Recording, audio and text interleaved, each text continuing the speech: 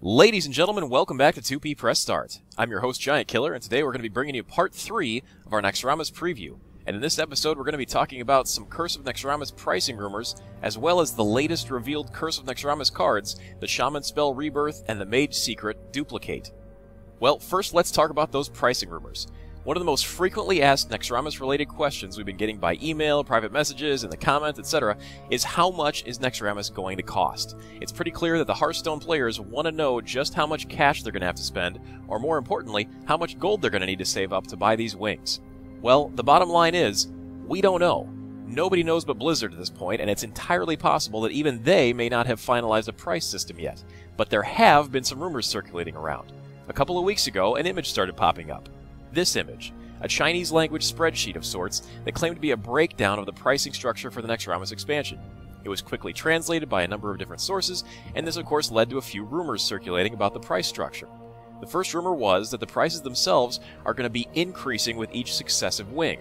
Rumor had it that the price would start at $9 or 500 gold for the second wing, keeping in mind that the first wing, the Arachnid wing, is going to be free, and then the price of each subsequent wing after that would go up by another $9 and 500 gold each time. So wing 3 would be $18 or 1,000 gold, wing 4 would be $27 or 1,500 gold, and wing 5, $36 or 2,000 gold, meaning the total price for the full expansion was going to be $90 or 5,000 gold. There was also a rumor that some of the language on the image indicates you could reduce that price, the price of each subsequent wing, by up to 100 gold by completing the previous wing. But a $90 price point? That of course sounds incredibly high for an expansion for a free-to-play game, and naturally the Hearthstone player base collectively lost its shit. But Blizzard was quick to disavow any knowledge. They indicated this is not official Blizzard data, that we'd have an official announcement as soon as they were ready to give it to us.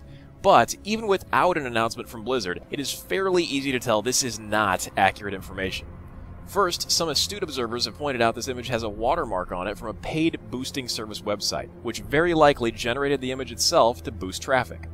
Second, the image apparently claims that the data was gathered from the North American beta test servers. And there's only one major problem with that statement. There's no such thing as North American beta test servers for Curse of Naxxramas. Like we mentioned in a previous video, there is no beta test being run for Curse of Naxxramas. It's all being done in-house testing, in-house tweaking, in-house balancing. And finally, the price point for wings 3 to 5 simply does not make sense for a free-to-play game.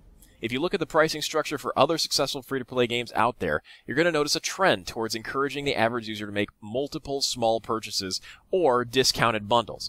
But for the most part, these individual purchases are going to be under $10, so a price of $36 for the last wing, the Frostworm Lair, seems really unlikely. So let's dispense with the rumors and move on to pure speculation.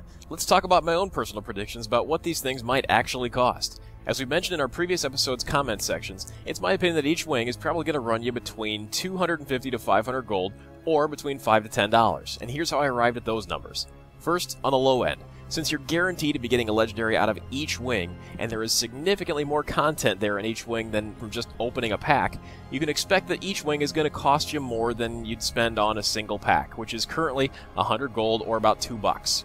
So, the price point of 250 gold or around $5, which would get you a couple of packs, seems reasonable to me as a lower limit. And in terms of an upper limit, I'll go back to what we just talked about regarding free-to-play game pricing structures. Free-to-play pricing models are designed to keep the purchases frequent, and they do that by making the price low enough that the average player really doesn't have to think about it very much. In fact, they're counting on players not to think about it much. That means they can't make each purchase cost much more than your average impulse buy, like a magazine, a snack, a fast food meal, something like that. And in most cases, that means it's going to be under $10 per purchase. So put all of that together and you've got my prediction. It's going to be somewhere in the range between $5 and $10, or that rough equivalent of gold, which will probably be somewhere in the range of 250 to 500 gold. Alright, well let's move on to something that we do know for sure, and that's the revelation of more Curse of Naxxramas cards. First up is the Shaman class card, Rebirth. Now, Rebirth has a lot of potential. I can see it being a strong card even without all of the ridiculous death rattle effects we're going to see coming out of Naxxramas, and that's because it's a pretty versatile spell. Let's talk a little bit about some of its uses here, and of course if you spot some uses that I haven't, please tell us about them in the comments below.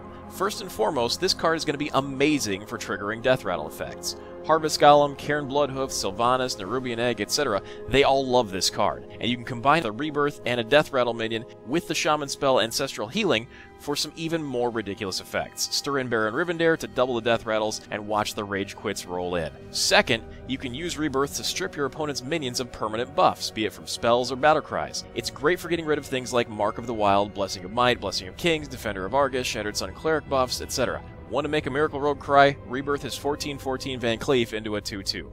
Alright, you can also use Rebirth to heal up your own minions, of course. They come back to life with full health, but like we just mentioned, keep in mind they're going to lose any buffs that they had. But also keep in mind this will let you undo any debuffs your minions had, like being silenced. Also, it's going to let you do fun things for you, like refreshing your minions' divine shields. That could be especially annoying on something like a Sunwalker or an Argent Commander.